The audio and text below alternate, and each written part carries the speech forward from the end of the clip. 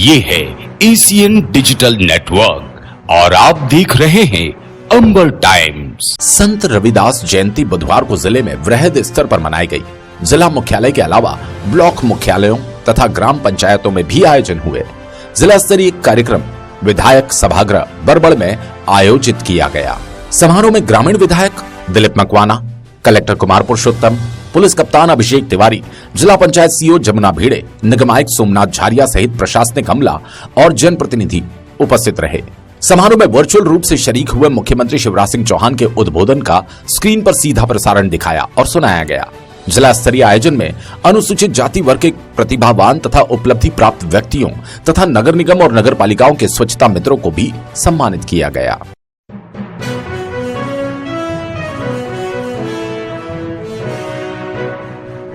Corona काल के चलते पिछले साल माध्यमिक शिक्षा मंडल बोर्ड परीक्षाएं आयोजित नहीं कर सका था। इस बार बोर्ड कक्षा 10वीं और 12वीं की परीक्षाओं का सिलसिला शुरू करने जा रहा है, जो 17 फरवरी से 9 मार्च तक चलेगी। बोर्ड 12वीं हायर सेकेंडरी परीक्षाएं गुरुवार 17 फरवरी से शुरू होने जा रही हैं, जबकि 10वीं हाई स्कूल की परीक्षाएं 18 फरवरी से शुरू होंगी। इस मर्तबा हायर सेकेंडरी परीक्षाओं में 14,335 और हाई स्कूल परीक्षा में 16,335 परीक्षार्थी जिले में शरीक होंगे। बोर्ड परीक्षाओं में इस बार परीक्षा केंद्र में कमी आई। पहले 70 केंद्र थे, जबकि अब 14 केंद्र कम कर 56 केंद्र बनाए गए। 6 परीक्षा केंद्र संवेदनशील श्रेणी में है। परीक्षाओं के केंद्र कम होने की वजह प्राइवेट परीक्षार्थियों की परीक्षा तहसील स्तर के केंद्र पर होगी। शहर सहित जिले में परीक्षा केंद्र बनकर तैयार है। सुबह 10 से 1 बजे तक होने वाली परीक्षाओं में विद्यार्थियों को करीब 1.5 घंटे पहले केंद्र पर पहुंचने के निर्देश दिए गए। प्रश्न पत्र भी पुलिस अभिरक्षा में रखे गए। जिला शिक्षा अधिकारी केसी शर्मा ने अंबर टाइम्स को बताया। दिनांक 17 फरवरी से लेकर 9 मार्च तक जिले में हाई स्कूल एवं हाई सेकेंडरी की बोर्ड परीक्षाओं का आयोजन किया जा रहा है। यह परीक्षा 56 परीक्षा केंद्रों पर आयोजित की जा रही है और इसके लिए सारे इंतज़ामात कर लिए गए हैं। सही व्यवस्थाएं हो चुकी हैं। बच्चों को किसी प्रकार की कोई समस्या का सामना नहीं करना पड़ेगा और बच्चों के लिए जो रेगुलर बच्चे हैं उनके स्कूल्स ने उनको ऑनलाइन एडमिशन कार्ड उपलब्ध करा दिए हैं। वे बच्चे जो है अपना एडमिशन कार्ड लेकर के प्रातः 9:30 के पहले अपने विद्यालयों में अपने परीक्षा केंद्रों पर पहुँचें और 9:30 के पहले वे परीक्षा कक्ष में बैठ जाएं, जिससे कि जो है उनकी आवश्यक जो भी कोरोना प्रोटोकॉल है उसके तहत परीक्षा निरीक्षण करने के पश्चात उनको परीक्षा के लिए तैयार किया जा सके। रतलाम जिले में 56 परीक्षा केंद्र हैं और जिसमें हाई स्कूल परीक्षा में 16,355 विद्यार्थी हैं और साथ ही हाई सेकेंडरी में 14,335 विद्यार्थी बैठ रहे हैं। 6 केंद्र अति संवेदनशील केंद्र बनाए गए हैं, जो कि स्वाध्यायी परीक्षार्थी या जो प्राइवेट स्टूडेंट्स हैं वे उसमें परीक्षा दे रहे हैं। उसके लिए बोर्ड के निर्देश और कलेक्टर साहब के निर्देश के अनुसार ऑब्जर्वर वगैरह की नियुक्ति भी कर ली गई है, जिससे किसी प्रकार की कोई भी नकल को रोका जा सके। सभी स्टूडेंट्स को मैं जो है उसकी शुभकामनाएं, परीक्षा की शुभकामनाएं देता हूं, वे इसमें सफल हों।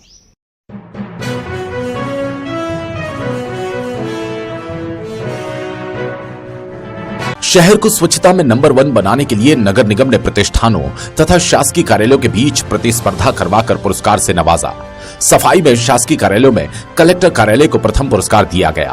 प्रथम पुरस्कार लेने वाले कलेक्टर कार्यालय की मैदानी हकीकत कैमरों की नजरों से नहीं बच सकी।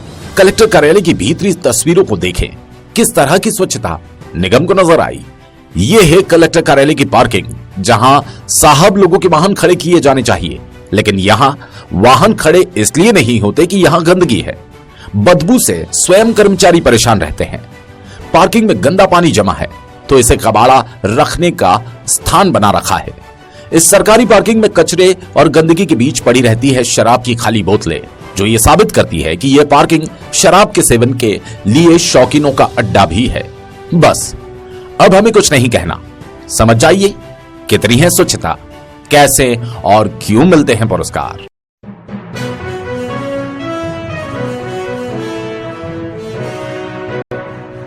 जिला विकास समन्वय तथा निगरानी समिति दिशा की बैठक कलेक्टोरेट सभाकक्ष में सांसद गुमान सिंह डामोर की अध्यक्षता में संपन्न हुई। करीब 1 साल बाद हुई इस बैठक में जिले के 5 विधायक नदारद रहे। सांसद डामोर ने शासकीय विभागों द्वारा किए जा रहे कार्यों तथा प्रगति की समीक्षा कर आवश्यक दिशा निर्देश अधिकारियों को दिए। बैठक में विधायकों और नामित सदस्य भाजपा जिला अध्यक्ष के नहीं आने को लेकर चर्चा हो रही है। सांसद डामोर ने जिले की गौशालाओं की जानकारी लेते हुए उप संचालक पशु चिकित्सा को निर्देशित किया कि गौशालाओं में विद्युत, पेयजल, आहार आदि की कोई कमी नहीं रहे, इसका ध्यान रखा जाए। बैठक में कलेक्टर कुमार पुरुषोत्तम ने बताया कि मुख्यमंत्री आवासीय अधिकार योजना में 25,000 आवेदन मिले, इसमें कोई अंतिम तिथि नहीं है। आवेदन ग्राम पंचायत के सचिव, पटवारी अथवा तहसीलदार को दिया जा सकता है। सांसद ने निर्देश दिए कि सभी ग्राम पंचायतों के सचिव इस बात का प्रमाण पत्र प्राप्त किया जाए कि उनके पंचायत में समस्त आवासहीन व्यक्तियों द्वारा आवेदन कर दिए गए। बैठक में एसपी अभिषेक तिवारी, जिला पंचायत मुख्य कार्यपालन अधिकारी जमुना भिड़े तथा जिला स्तरीय अधिकारी और सदस्य उपस्थित रहे। जिले में भाजपा के 3, कांग्रेस के 2 विधायक हैं। 5 विधायकों और भाजपा जिला अध्यक्ष ने बैठक में नहीं आने का कारण पारिवारिक व्यस्तता और शहर से बाहर होना बताया। सांसद गुमान सिंह डामोर ने बताया, देखिए, आज जो सबसे अच्छा काम ये हुआ कि हमारे प्रदेश के यशस्वी मुख्यमंत्री जी द्वारा जनजाति बाहुल्य गांवों के लिए लगभग 17 वाहनों के माध्यम से अनाज वितरण किया जाना है।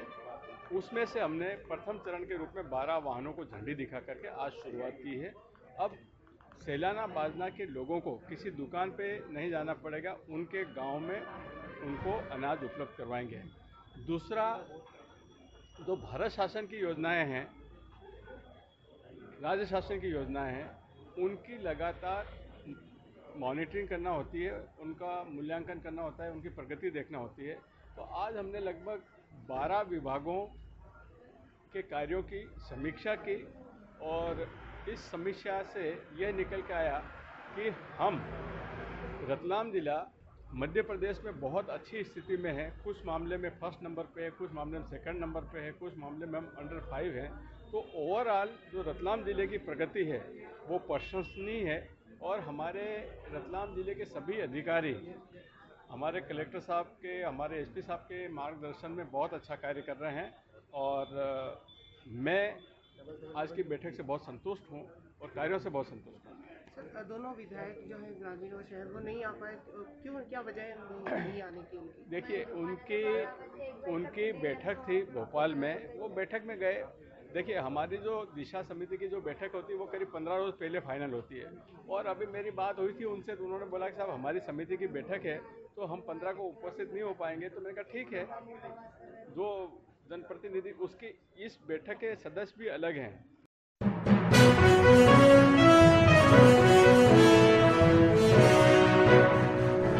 निर्माणाधीन सुभाष नगर और सागोद रोड ओवरब्रिज में हाई टेंशन लाइन और रेलवे के हिस्से में निर्माण को लेकर आ रही अड़चन के कारण ब्रिज का निर्माण लेट लतीफे का शिकार हो गया। दिक्कतों को दूर करने के लिए सांसद गुमान सिंह डामोर सेतु विकास निगम के प्रमुख सचिव नीरज मंडलोई से चर्चा कर दूर करेंगे।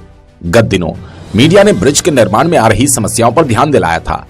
दिशा समिति की बैठक में सांसद डामोर ने सेतु विकास निगम के एसडीओ आर.के. गुप्ता से जानकारी ली।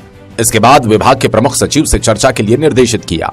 सांसद ने बताया कि 15 से 20 दिनों में तकनीकी और वित्तीय दोनों स्तर पर जरूरी स्वीकृति मिल जाएगी। वे स्वयं इसकी मॉनिटरिंग करेंगे। सुभाष नगर ओवरब्रिज निर्माण में करीब 10 करोड़ रुपए की अतिरिक्त लागत स्वीकृत नहीं होने और सागोद ब्रिज में रेलवे की शर्तों के कारण काम अटक रहा है।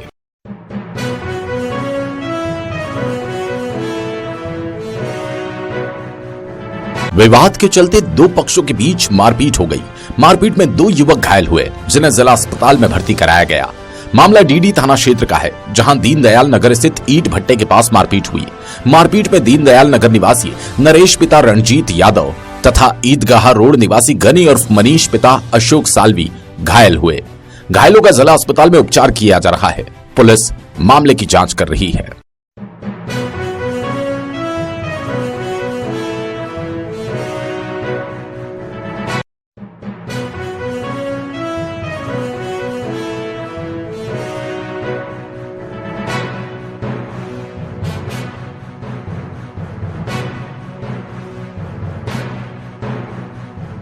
ये है एशियन डिजिटल नेटवर्क और आप देख रहे हैं अंबर टाइम्स।